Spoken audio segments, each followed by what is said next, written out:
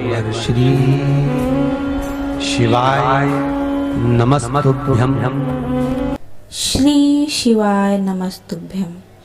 आज हम आपको देवशयनी एकादशी पे करने वाले एक उपाय को बताएंगे, जिसे स्वयं गुरु जी प्रदीप मिश्रा जी ने बताया कि एक ऐसा कर्ज मुक्ति का उपाय है जिसे अगर आप 3 एकादशी तक कर लेते हैं तो आपके जीवन में धन की वृद्धि देखने को मिलती है, लक्ष्मी जी की वृद्धि देखने को मिलती है, आपको कर्जों से मुक्ति प्राप्त होती है, आपके घर में धन की वर्षा होने लगेगी, आपके सभी प्रकार के जो कष्ट हैं वो दूर होने लग जाएंगे। उपाय काफ़ी सरल और आसान है। इस उपाय को करने के लिए आपको बहुत ज़्यादा किसी चीज़ों की ज़रूरत नहीं है। बस आपको करना क्या है, इस उपाय को करने के लिए एक कलश में गंगा जल भर लेना है। हाँ, मतलब 1 लोटा गंगा जल लेना है। अगर आपके पास गंगा जल नहीं है तो आप घर में जो जल है उसे ले सकते हैं। अगर आपके पास थोड़ी मात्रा में गंगा जल है तो आप गंगा जल की कुछ बूंदें घर के जल में मिलाकर भी उस पात्र में ले सकते हैं। तो आपको करना क्या है, 1 लोटा जल ले लेना है। जल लेने के बाद अब इस 1 लोटे जल के अंदर आपको 7 बेलपत्र डाल लेने हैं। 7 बेलपत्र को इस कलश के अंदर डाल दें। बेलपत्र की डंडियाँ पहले से ही आप तोड़ के रखेंगे तो ये अच्छा होगा।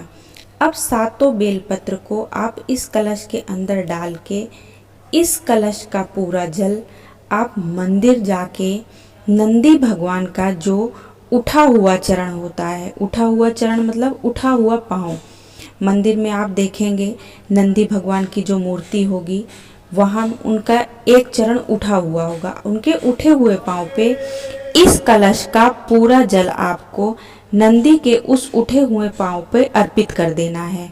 करना कब है ये उपाय? देवशयनी एकादशी के दिन किया जाने वाला ये विशेष उपाय है। एक बार फिर से सुनिए, आपको क्या करना है। 1 लोटा जल लेना है, चाहे आप जल ले सकते हैं या गंगा जल ले सकते हैं। उसमें 7 बेलपत्र डालेंगे। 7 बेलपत्र डालने के बाद उस 1 लोटे जल को आप नंदी जी का जो उठा हुआ पाँव है उस पे उस जल को पूरा डाल देंगे। उस जल को पूरा डालने के बाद फिर क्या करना है आपको, फिर जो वो बेलपत्र है, एक बेलपत्र आपको शिवलिंग के ऊपर चढ़ानी है और हर बेलपत्र को चढ़ाते समय श्री शिवाय नमस्तुभ्यं, ओम नमः शिवाय या फिर नमः शिवाय किसी एक मंत्र का जाप अवश्य करना है। वैसे तो आप एक बेलपत्र चढ़ाएं शिवलिंग पे तो अच्छा होगा। अगर मंदिर में अधिक भीड़ है तो आप सारी बेलपत्र एक साथ भी चढ़ा सकते हैं, लेकिन एक साथ चढ़ाते समय भी आप श्री शिवाय नमस्तुभ्यं, ओम नमः शिवाय या नमः शिवाय मंत्र का जाप अवश्य करें। इस उपाय को अगर लगातार आप 3 एकादशियां करेंगे तो आप देखेंगे कि ये उपाय करने से आपके घर में धन की वृद्धि होगी, लक्ष्मी के योग बनेंगे, लक्ष्मी की वृद्धि होने लगेगी और आपके सारे कष्ट दूर होने लगेंगे। अब बढ़ते हैं एकादशी पे करने वाले अगले उपाय की ओर। एकादशी का अगला उपाय भी आपका धन से ही जुड़ा हुआ है।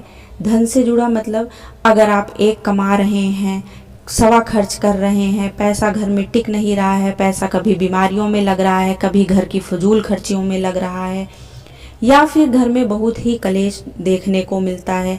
कलेश तब होता है घर में जब पितृदोष होता है। तो इन उपाय को दूर करने के लिए आपको स्वधा नाम का स्मरण करते हुए एक विशेष उपाय करना है। गुरु जी ने बताया स्वधा पार्वती जी की नानी हैं जो पितरक में निवास करती हैं। अगर आप एकादशी के दिन शिवलिंग पे 1 लोटा जल अर्पित करने के बाद 3 बार स्वधा स्वधा स्वधा बोल देते हैं या फिर स्वधा स्रोत का पाठ करते हैं तो इससे भी आपके पितृदोष समाप्त होंगे, घर के जो कलेश हैं वो दूर होंगे, पितृदोषों से आपको मुक्ति मिलेगी, घर में पैसा टिकने लगेगा, घर से बीमारियां दूर होंगी, घर में पॉजिटिविटी बनी रहेगी।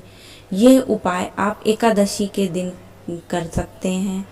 एकादशी पे करने पे आपको अधिक से अधिक इसका लाभ प्राप्त होगा। तो उम्मीद है ये जानकारी आपको अच्छी लगी होगी। अगर जानकारी आपको उपयोगी लगी हो तो चैनल को लाइक और सब्सक्राइब अवश्य करें, ताकि गुरुजी द्वारा बताए गए और भी उपाय हम आपको समय समय पे बताते रहें। श्री शिवाय नमस्तुभ्यम।